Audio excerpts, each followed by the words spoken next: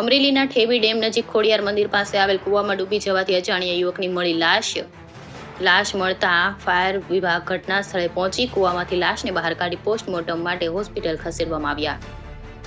અમરેલી શહેરમાં ઠેબી ડેમ નજીક ખોડિયાર મંદિર પાસે કૂવામાં ડૂબી જવાથી અજાણ્યા યુવકની લાશ મળી આવતા અમરેલી ફાયર વિભાગ ઘટના સ્થળે પહોંચીને રાત્રિના કડકડતી ઠંડીમાં ફાયર વિભાગ દ્વારા કૂવામાંથી લાશને બહાર કાઢવામાં આવી છે.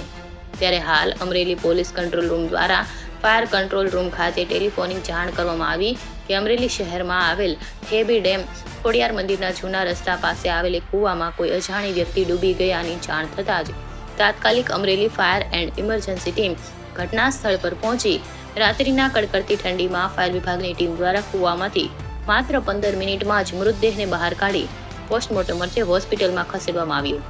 અમરેલી પોલીસને સોંપવામાં આવ્યું છે. ત્યારે ફાયર સ્ટાફ હિંમતભાઈ બાંભણિયા, પ્રવીણભાઈ ચૌહાણ, કૃષ્ણભાઈ ઓળપિયા, સવજીભાઈ ડાભી, જયદીપભાઈ સોટિયા સહિત ફાયર ટીમ દ્વારા કાર્યવાહી કરી મૃતદેહને બહાર કાઢી પ્રાથમિક તપાસ કરતા મૃતકનું નામ ભાવિનભાઈ નટવરલાલ વિરાસ, ઉંમર વર્ષ 31 હોવાનું જાણવા મળ્યું છે. અશોક મણવર, અમરેલી.